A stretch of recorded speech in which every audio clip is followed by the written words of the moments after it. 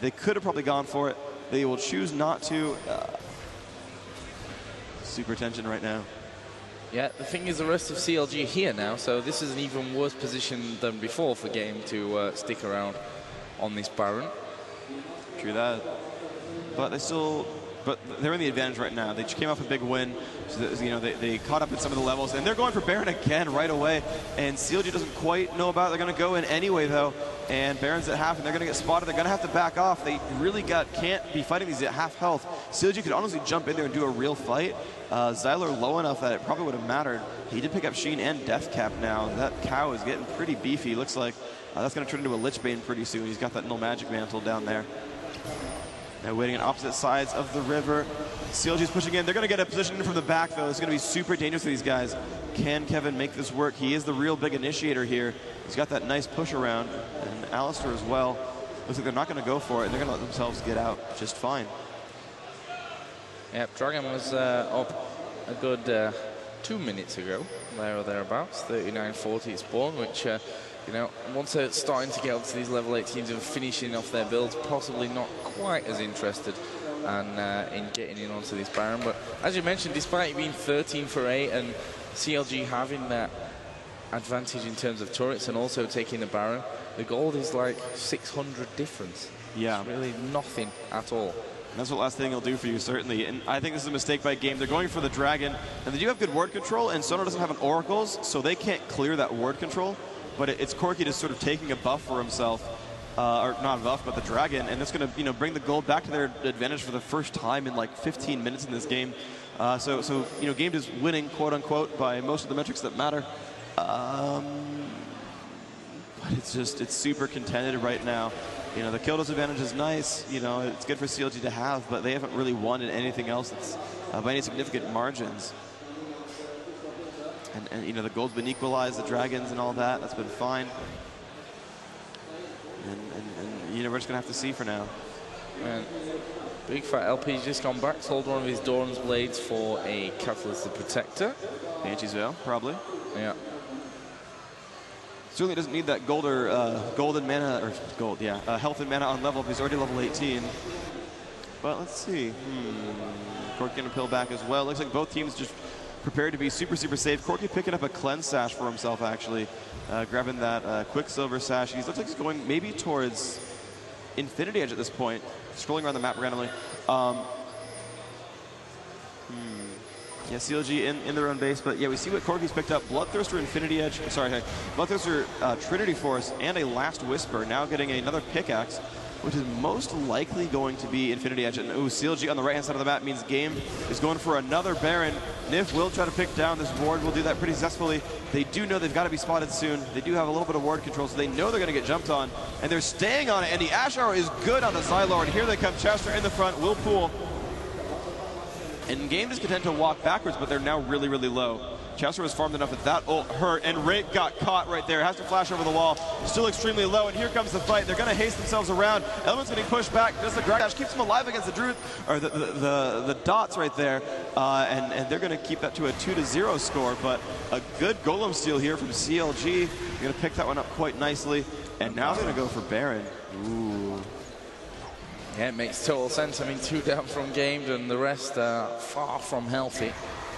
Especially Candy Panda, who, as you mentioned, Quicksilver Sash just keeping him alive for that one. And this is the point where we may see CLG start to really move through. I mean, 20 seconds still till Xylor is finished there.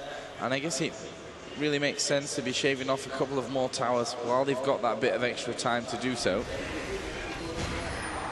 Yeah, absolutely. It's really going to be up to CLG. I think they're going to push the left-hand side. That seems like the right place to be. They've got a giant minion wave there, or they're just going to go for the inhibitor. I guess that makes a lot of sense, too.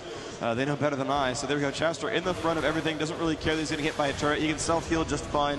And he's going to just back off now. And here they go onto the turret. Big Fat LP in the front, getting buffed. And the Ash Arrow will hit onto Candy Panda. A ton of damage going off onto him. If he has Quicksilver Sash, he should. And Chother, he's up already so high. I mean, he's got 500 HP, so his lifesteal is doing ridiculously good for him at this point. That tower down to half HP. 5 of CLG still stacked outside. 4 from Game. just on the other side. Obviously, Corky did have to go back to heal that little bit earlier on. And the thing is, they don't have all that much poke, do CLG, so they've maybe got to rely on getting a good initiation into this one, as we see them just going onto that tower anyway. This could be bad, and actually the ulti from Brand is really, really great. CLG were all packed together, and obviously the bounce effect from that ulti being a real big pain for them. And they're focusing onto Vladimir, which is going to be not the easiest kill they're ever going to get in this game. And actually, we see Vladimir take down Rake. They are pushing to win. We see Corky have to Valkyrie away to keep himself alive. And that was, again, a 2-for-1 advantage for CLG as the Ash Arrow goes in, and it will land in onto Kevin, and we are going to see him go down. Hotshot trying desperately to heal up, and he did survive there. We must have had ridiculously no HP as he gets away from that one, and CLG now are going to take down this inhibitor. Of course, only Janna left alive, and if Janna can 1v4 save this one, if she can, I will be surprised. I will too, but you know, she does have some turtle shells, so she's in pretty good shape here. Hotshot getting healed so incredibly much. The sustain comp working greatly for them. And yeah, you know, as these fights drag out, you know, Game doesn't quite have a nice opening, but then it, you know, Corky just sort of has to wear down people. And the last two turrets are going down. Looks like Game going to be dropping this game to CLG. One more hit on that Nexus to go down, and CLG 1-0 in the group so far. Gonna move on so far. Game's gonna have to try to start to fight to stay alive. They're gonna see the rest of these games go off.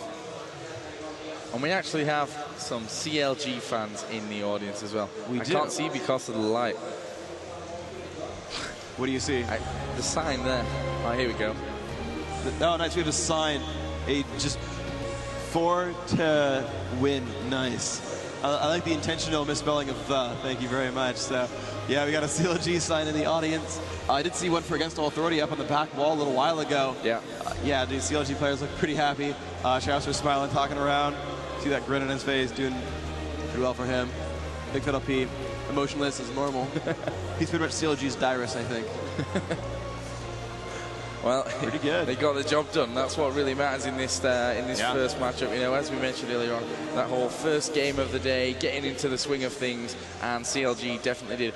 But from Game's point of view, they had an amazing game, in my opinion. I mean, Candy Panda, who I pointed out as always seeming to play well with Corky, had a beast of an early game. I mean, he was outfarming Ash by double for 20 minutes or something. Like, really a long time. Yeah.